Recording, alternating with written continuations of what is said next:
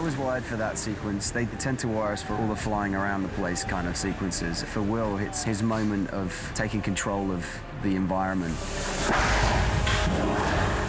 It's fun stuff like that when they get the water cannons firing and the debris flying all over the place. It's kind of acting made easy because it's all kind of happening and you're reacting to things in the moment, so it's kind of fun. Like I said, I do all my stunts. We have a great team of people, you know, who are helping get it done and done in the right way. So let's feel the rhythm a little bit. Boxing match. George Ruge is our stunt coordinator, and he did the first movie with us, and we brought him back for the next two because he just did an extraordinary job. Orlando came in here ready to go. Get ready, and it's... He's pretty adaptable to things and can pick up choreography real quick. By the end of Pirates 3, this will be my 6th movie with Orlando. And they've all been big action movies. So he has a lot of background in that area, and he's got a lot of action to do, a heavy load, really. Orlando, so when you finish the loop, bap, bap, bap, bap, bap, bap, bap, whoa, that's we should do that. Yeah. And then let Jack will start it. He'll do the rap, and then just do another one. So let's see that. Yeah.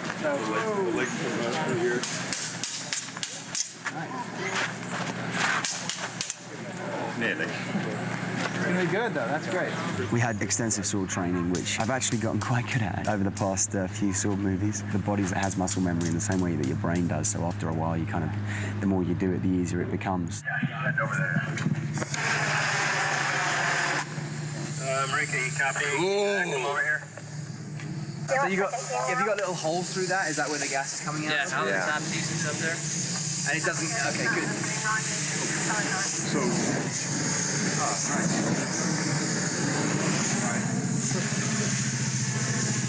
And this doesn't get hot? No, there's a piece of leather in there too to dissipate the heat. You alright? Everybody's safe. So if I... This one's on your sleeve. Keep it on it. I think this is a fireproof thing, so... there's 2 keys. One, just don't touch it with the other hand. I'm not going to stop that thing moving, Right. you know what I'm saying? Don't ever hold it down like this for any length of time. Obviously, yeah. Yeah. That's that move. Bring it back.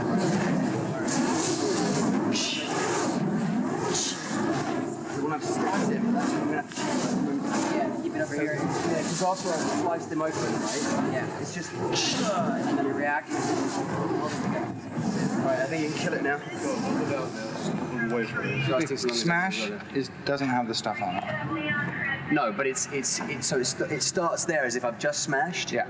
Then you're going to light it when it's there, and I'm going to just bring it around really slow. This is a gas wire that's running up my arm from the sword, so there's gas goes through the sword. It's when it lights it, and then you can. It's like a lightsaber, but on fire, you know. We need more. I got a little burn.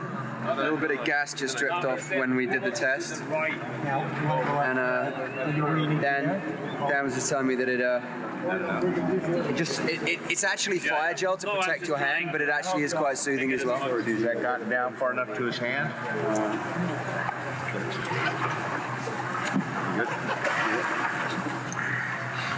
Wet leather. Gotta love it. Gotta love it. Somebody's gotta love it, because I'm not. It was great. You haven't done a movie where you've done flaming swords. No, you're the first. Yeah. Like that. Great. Makes me feel good. I'm the guinea pig. Okay. Is it comfortable? Yeah, I mean, We can pull that back up your sleeve a little bit, but you might lose some of your mobility. You'll never see that. Look at the fire in your face. okay.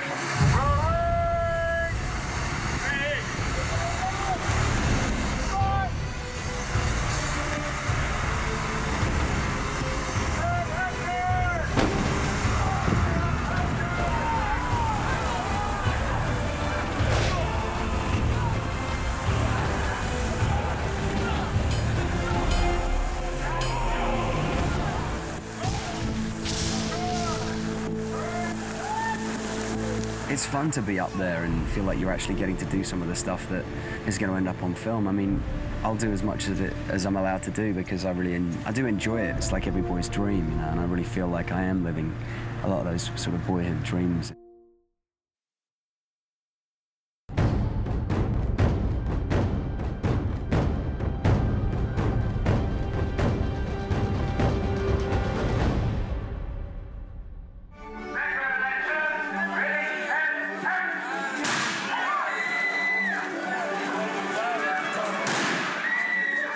In the first film, the writers would keep coming up to me and saying, what do you want, what do you want? And I want a sword fight. I'm in a pirate movie, I want a sword fight, and they wouldn't give it to me. So in this film, I have many sword fights.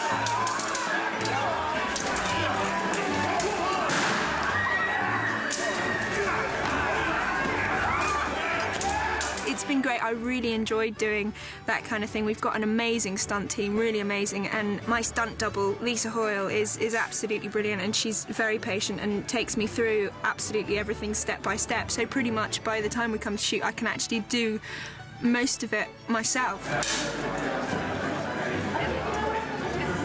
I think she has a photographic memory or something. We'll show her the choreography, and 2 weeks later come in, and she's got it. She remembers choreography. You never have to do a take 2 because Keira screwed up.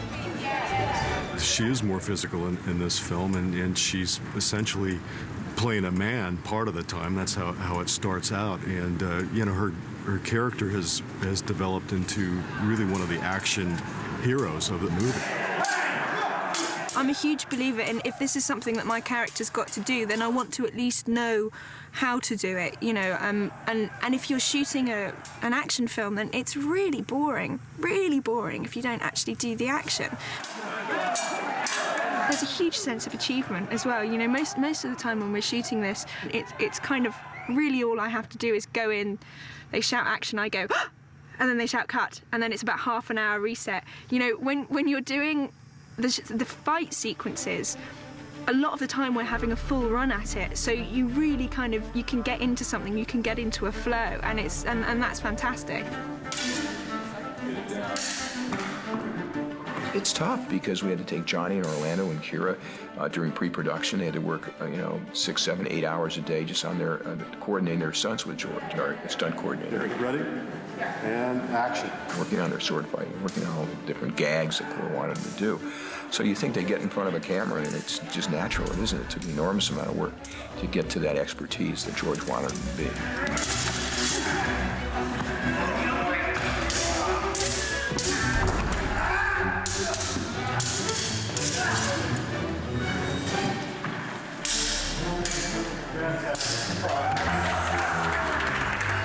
Jack Davenport playing Norrington, we both worked on our own. I was better than he was.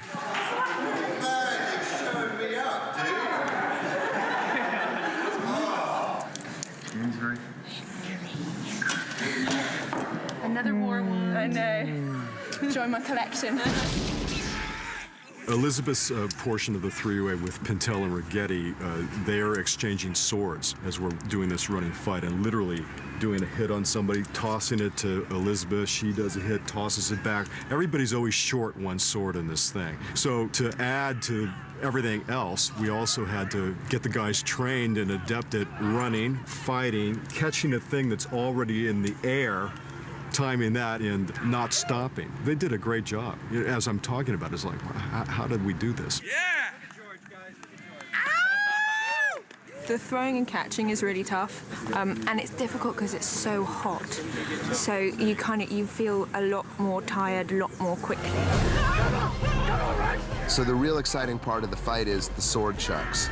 So we toss the swords and catch them and fight, toss them, run. It's pretty cool. Keira is the most badass of all of us. She's the best fighter, and you don't mess around with Elizabeth Swann. In fact, if you catch her and she's only got one sword and you got two, you might as well hand yours over.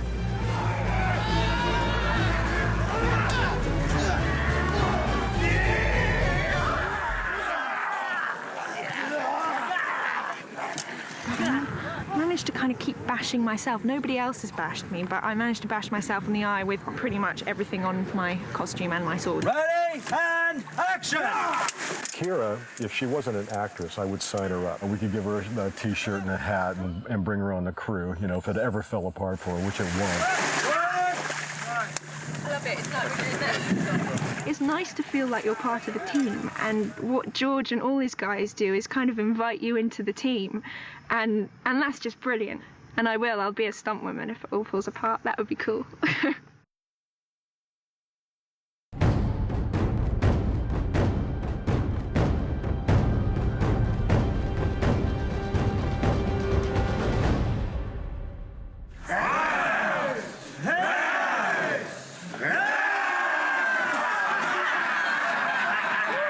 There's nothing like a bit of pig's urine to really remind you you're working in Hollywood. Gotta love a stuntman. It's pretty bad. I was kind of down there kind of thinking, Vile's disease, bring it on. And that was my very first shot on part 2. I managed to instigate a bar fight that involves, I think at its peak, there were probably 150 people beating the crap out of each other, and me and Keira in the middle of it. Keira doing more fighting, I'm doing more drinking in the middle of the fight. I do a little bit of fighting, but it's kind of drunken fighting.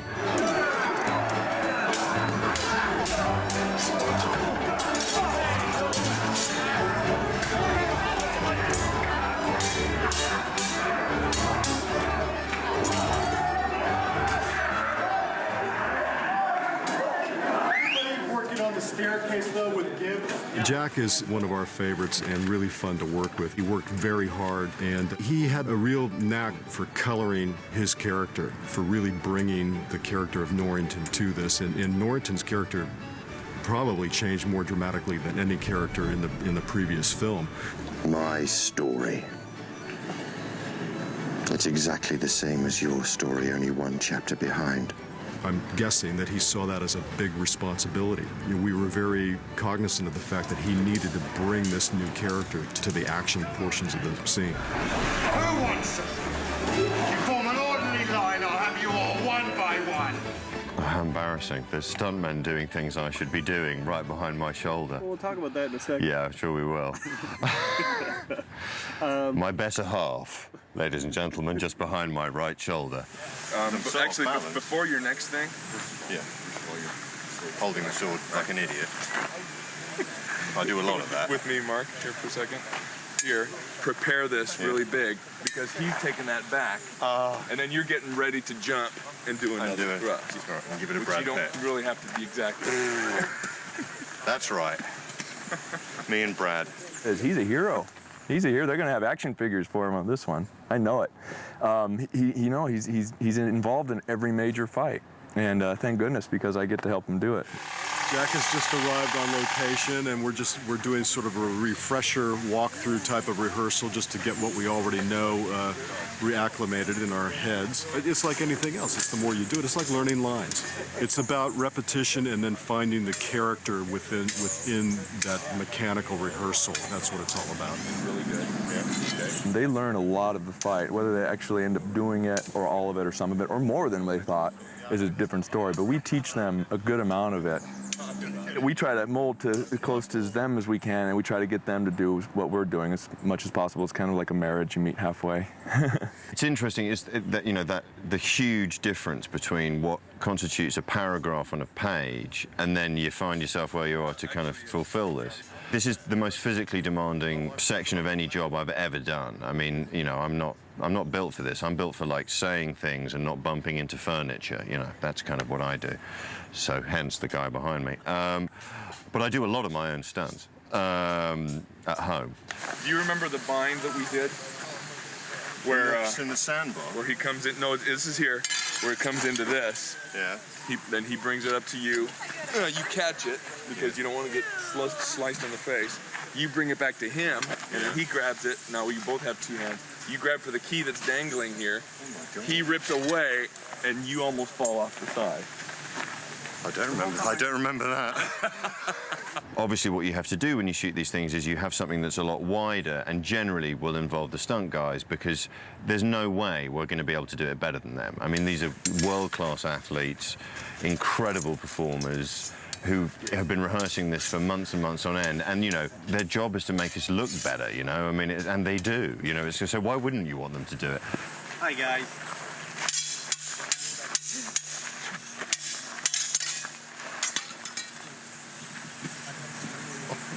Nurse? The stage direction in an earlier draft of the script, I said something like, Jack looks at Will looks at Norrington looks at Jack. And it just says something like this.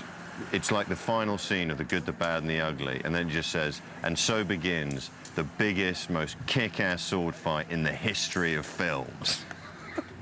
And I thought, great, I'm in. I'm fighting and I'm meant to be drunk. How good is that?